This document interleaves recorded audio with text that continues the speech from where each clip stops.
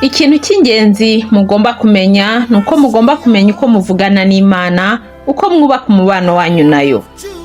Niba unkurikira nakubwira ngo ubuzima bwawe ureke buyoborwe n'Imana, ugirane umubano wihariye nayo. Kandi binyuze mu mwami wacu wemeye kwitangaho igitambo kubw'ibyaha byacu. Kugira ngo rero wubake umubano wawe n'Imana, ikintu cy'ingenzi cya mbere ugomba kumenya ni ukumenya uko uvugana nayo, uko wubaka umubano wawe nayo. No mu buzima busanzwe turebe, iyo uvugana n'umuntu buri munsi ukamenya amakuru ye, ukamenya icyamubabaje, icyamushimishije, ibyo nibyo byubaka ubucuti bwawe nawe. By'umwihariko rero kuri Data wa twese tuba dukeneye kubaka umubano wacu nawe. Ibyo rero tuba tugomba kubigeraho gute? Ibyo tuba tugomba kubinyuza mu isengesho. Isengesho ryacu ni ingenzi. Nongeye kubaha ikaze kuri The Way Series, aho twatangiye urugendo rwo guhugurana, tugashyigikirana, tugakomezanya muri iyi nzira. Uyu munsi rero tugiye guhugurana ku gusenga kugira ngo turusheho kubaka umubano wacu n'Imana.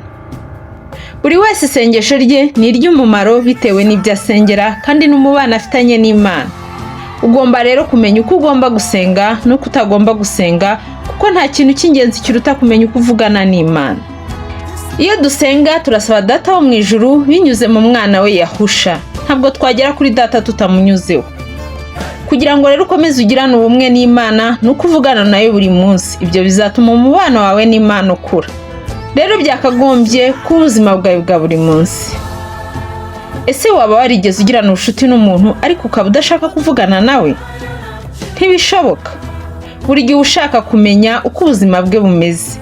Iyo ubuzima bwawe rero ushyize mu Mana, ikiba gikurikiyeho no kugirana umubano nayo.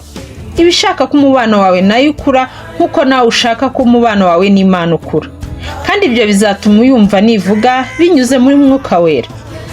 Musengeshe Mwuka iteka mu buryo bwose bwo gusenga no kwinginga, kandi kubw'ibyo mugumye rwose kuba maso musabira abera bose.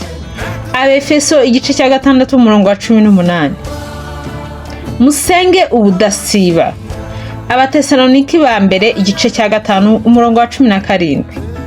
Vugana n'Imana buri munsi, ubugira umuco, by'umwihariko rero muri ibi bihe by'umwijima, muri ibi bihe bya nyuma, muri byose ubaze umwami aho ubona bitagenda neza, ubaze Imana ikwereka inzira, kandi nucika intege usaba umwami imbaraga. Ntabwo ari ibintu byaza ijoro rimwe, ariko uko urushaho kugenda wegerana n'Imana, uvugana n'Imana, wishakira umwanya, bizagera ubibe nk'ifunguro rya buri munsi. Mu gitondo uko ubyutse, nimugoroba we n'umuryango wawe muterane musenge. Imana irashaka kuvugana nawe buri munsi kandi n'umutima wawe wose. Inama rero nabagira nuko mugomba gusenga mukavugana n'Imana buri munsi, ukabinyuza mu mwami wacu Yahusha. Muri Matayo igice cya 6, Yahusha bisobanura neza, atwereka uburyo twakagombye gusenga. Weho nusenga ujye winjira mu nzu, ubanze ukinga urugi, uhereko usenge so mwihereranye. Nuko so ureba ibyiherereye azakugororera. Namwe nimusenga ntimukavuga amagambo muyasubiramo hato na hato, nkuko abapagani bagira, bibwira ko kuvuga amagambo menshi ari byo bituma bumvirwa. Nuko ntimugase nabo, kuko sazi ibyo mukennye mutaramusaba. Nuko musenge mutya muti: Data wa twese uri mu ijuru, izina ryawe ryubahwe, ubwami bwawe buze, ibyo ushaka bibeho mu isi nkuko biba mu ijuru. Uduhe none ibyo kurya byacu by'uyu munsi, uduharire imyenda yacu nkuko natwe twahariye abarimo imyenda yacu. Ntuduhane mu bitwoshya, ahubwo udukize umubi, kuko ubwami n'ubushobozi n'icyubahiro ari ibyawe none n'iteka ryose. Amen. Ahangaha umwami wacu yatweretse uko tugomba gusenga, uku niko ukwiye kujya ubigenza nawe. Iri sengesho rigabanyijemo ibice 6. Katurebere hamwe buri gice. Icya mbere ngo isengesho ryawe uryerekeze kuri Data wo mu ijuru. Kuko ritangira rivuga ngo Data wa twese uri mu ijuru, izina ryawe ryubahwe. Nusenga wumve ko usenga uvugana na Data n'umutima wawe wose, izina rye ryubahwe, bishatse kuvuga ko izina rye rigomba kubahwa. Njyewe iyo mvugana n'Imana, mvugana nayo mu izina ryayo Yahwa ibihe byose. Nawe bari kuzajya ubigenza. icya kabiri ni iby'ubwami bwe n'ubushake bwe. Yahusha yaravuze ngo ubwami bwawe buze, ibyo ushaka bibe mu isi nk'uko biba mu ijuru. Akenshi iyo dusenga tuba dusaba ibyo dukeneye ngo abiduhe, ariko ntitumenye ko rimwe na rimwe tudasubizwa bitewe n'uko twe ariko tubishaka, ariko bitari mu bushake bw'Imana. Turi abakozi be bitegura ubwami bwe, twahamagariwe kumukorera. Mbere y'uko tumuhamagara rero tubanze dushyira imbere ubushake bwe n'ubwami bwe. Ntukajye uza imbere ya Data utabanje gushyira ubushake bw'imbere. Yahusha yatweretse uko tugomba kubigenza, nibwo kandi tuzabona n'umugisha. Imana ntabwo ari igini, ntabwo tuzi imbere y'Imana dusaba ngo twibagirwe ko byose biba mu bushake bwayo. Icya gatatu ni ugusaba ibyo dukeneye. Yahusha yaravuze ngo uduhe none ibyo kurya byacu by'uyu munsi. Dusubiye inyuma gato, ubwo Abisiraheli bari mu butayu, Imana yarabatunze, irabagaburira, yarize ibyo bakeneye, niyo mpamvu yabibahaga. Yaba ari ibiryo, imyambaro cyangwa n'ikindi cyose, yibwiriza uko ibigenza. Ariko ntukababare ngo urakare niba usengeye ikintu ntukibone. Wibuke ko wayibwiye uti mu bushake bwawe, wabivuze ubikuye mu mutima. Ugomba rero gusobanukirwa neza iby'ubushake bw'Imana. Wowe icyo ugomba gukora, yibwira ibibazo byawe, iragufasha mu bushake bwayo, iguha ibyo ibona bigukwiriye. Icya kane ni ugusaba imbabazi nk'uko tubabarira abandi. Haravuga ngo uduharire imyenda yacu nk'uko natwe twahariye abarimo imyenda yacu. Iki ni ikintu kinini cyane cyerekana umuntu wamenye Imana. Tuba dukeneye kubabarirwa. Ese twe turababarira? Ku murongo wa 14 na 15 haravuga ngo kuko nimubabarira abantu ibyaha byabo, na so mu ijuru azababarira namwe. Ariko nimutababarira abantu, so nawe ntazababarira ibyaha byanyu. Nuko biba bimeze. Ugerageze ntukagendana urwango, kutababarira mu mutima wawe. Iki ni igice kinini cy'ingenzi cyerekana umuntu ugendana n'Imana. Ugomba guhorana imbabazi no kubabarira abagukoshereje. Niyo mpamvu kandi Yahusha yavuze ngo tujye tubyongera mu isengesho ryacu. Icya gatanu ni ukubwira Imana ikadukiza ibituma ducumura no kudukiza Satani. Yaravuze ngo ntuduhane mu bitwoshye, ahubwo udukize umubi. Abantu benshi bahura n'ibibagusha byinshi, ariko se ujya wibuka kubwira Imana ngo ibigukize? Izagukiza nuyisaba ko igwigukiza. Niyo mpamvu Yahusha yavuze ngo nabyo tujye tubyongera mu isengesho ryacu. Yibwirira gukiza niba ibyaha bikurembeje, ntiyumve ko ugomba kwirwanirira. Yegera uyisabe, yiteguye kubigukiza. Nuza kandi n'umutima wawe wose, izagukuramo iyo nyota yabyo. Umunsi umwe uzabyuka ya nyota yagiye. Izaba ari Imana yabikoze, kuko wowe warabigerageje biranga. Wowe ubwawe ntiwakwirwanirira. Wowe ubwawe ntiwarwanya umwanzi. Niyo mpamvu Yahusha yatubwiye ngo mu isengesho ryacu tujye dusaba ubufasha. Icya gatandatu ari nacyo cya nyuma, ni ukwibuka imbaraga ze n'ubwami bwe iteka ryose. Yaravuze ngo kuko ubwami n'ubushobozi n'icyubahiro ari ibyawe none n'iteka ryose. Amen. Byose ni iby'Imana kandi ifite imbaraga iteka ryose. Mwibuke iby'ubwami bw'Imana kuko biri mu byo dutegereje. Ibi bice bitandatu rero ni formule y'uko isengesho ryawe ryakagombye kuba rimeze. Icyo nababwira ni uko mugomba kumenya neza uko Imana ibagenderera, uko ishaka kukuvugisha, kuvugana nawe. Ushobora kwicura hagati mu ijoro ukabura ibitotsi, wasanga ishaka kuyiha umwanya. Ntugahite ujya kuri telefone kureba idafite umumaro. Byuka upfukame usenge, iragusaba uwo mwanya kuko izi ibyo ukeneye, nk'uko twabibonye muri Matayo igice cya 6 umurongo wa 8, ngo izi ibyo dukeneye tutaranayisaba. Ugomba rero kwiha umwanya ikabikora mu gihe cyayo yagennye. Uko kwitotomba ntacyo kwahindura, ahubwo byerekana kwizera guke kugira ngo ubushake bwawe abe ari bwo bukora. Wowe ca bugufi imbere y'Imana, usenge kandi wizere, uha Imana umwanya, uha umwanya Mwuka Wera agufashe. Uko turushaho gusenga no kuvugana n'Imana, tuba twubaka umubano wacu n'Imana. Rekera rero kwiganyira, ahubwo uvugane n'Imana. Ndakeka ibi hari uwo biri bufashe. maze umwanya nsobanura cyane uko twakagombye gusenga, ariko rero tugomba kumenya nuko tutakagombye gusenga. Amasengesho ameze gutya ugomba kuyirinda, kandi nabyo tubivugeho. Gusengana ibibazo, kwiganyira. Hari igihe uri mu bibazo, amasengesho yakaba ari ayo gutegeka Imana, kubwira Imana ngo ikore uyitegeka ibiri mu bushake bwawe, atari mu bushake bw'Imana. Muyikoreze amaganya yanyu kuko yita kuri mwe. Petero wa mbere igice cya 5 umurongo wa 7. Wizere Imana, ntugire icyo uhangayikira kuko izi byose kandi izabigucishamo. Ntimukagire icyo mwiganyira, ahubwo ibyo mushaka byose bimenywe n'Imana, mubisabiye, mubyingingiye, mushima. Abafilipi igice cya 4 umurongo wa 6. Icya kabiri ni amasengesho avangiye.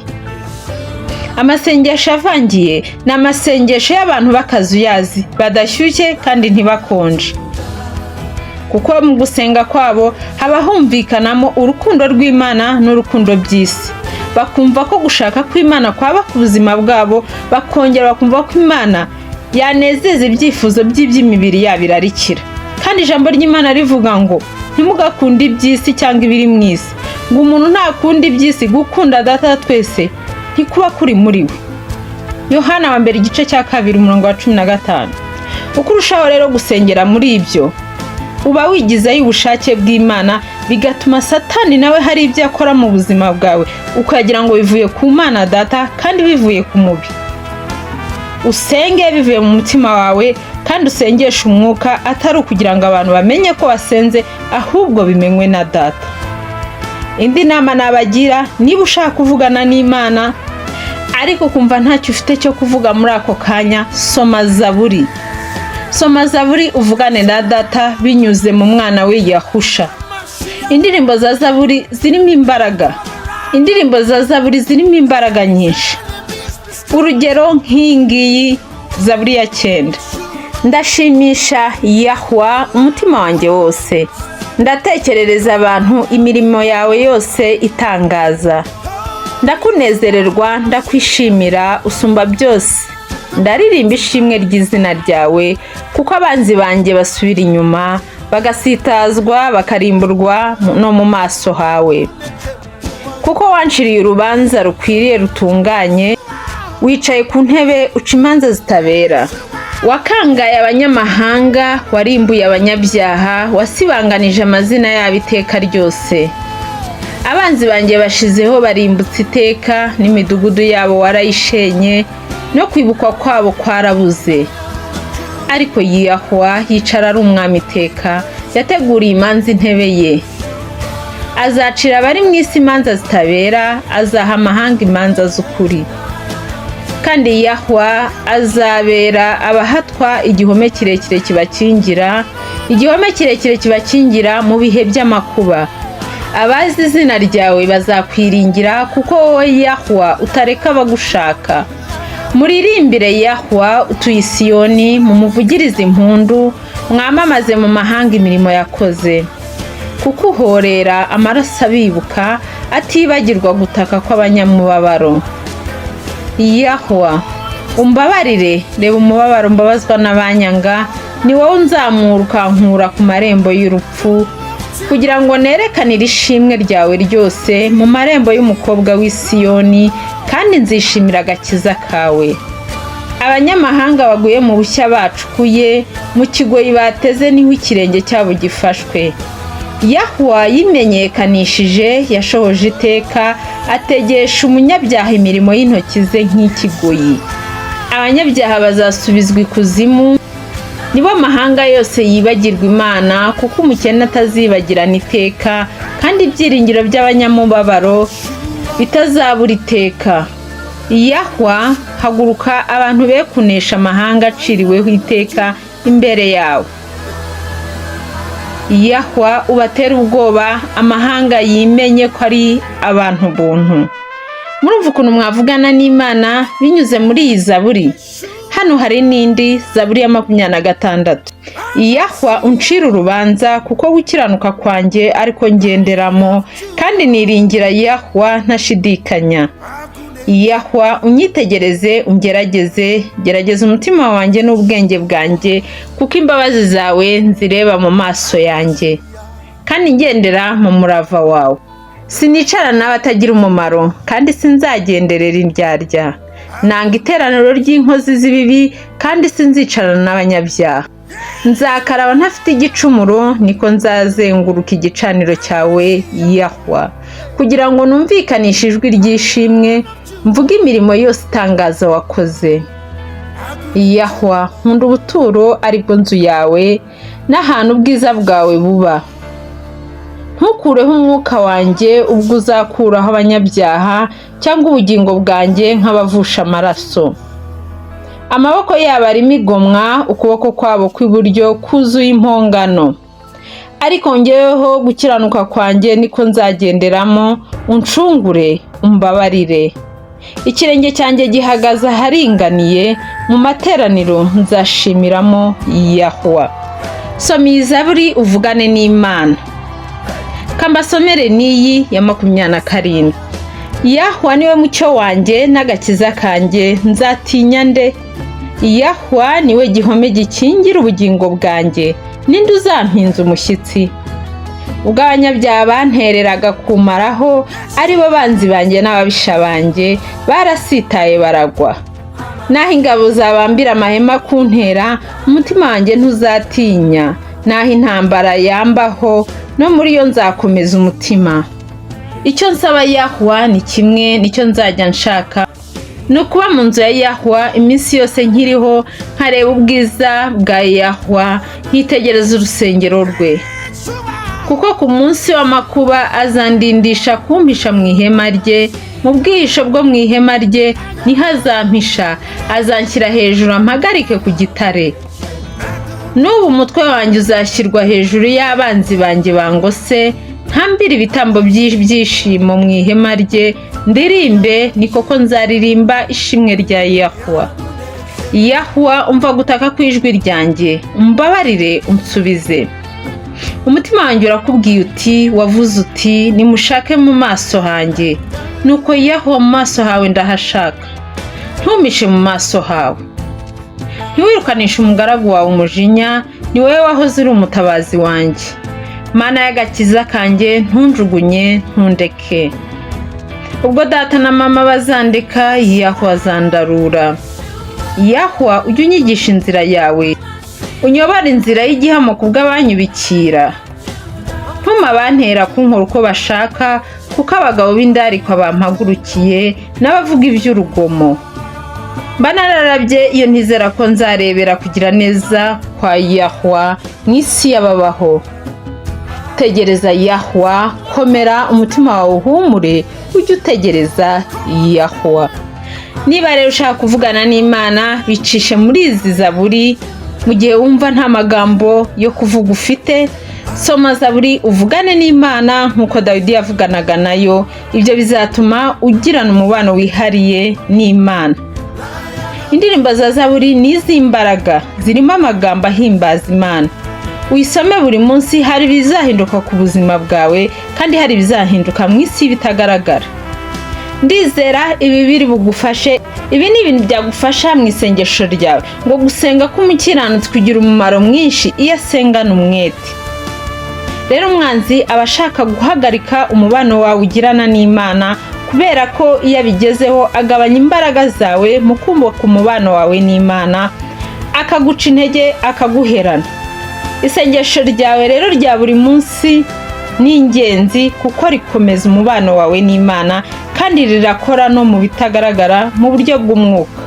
Soma ijambo ry'Imana, usengere mu kuri no mu mwuka, nibyo bizakurinda. Mubyumve neza, turi mu bihe bya nyuma. Inzira rero ni imwe kugira ngo ubicemo, ni ukugirana umubano n'Imana, uvugana na Data. Ugomba kandi kubishyiraho umutima wawe wose.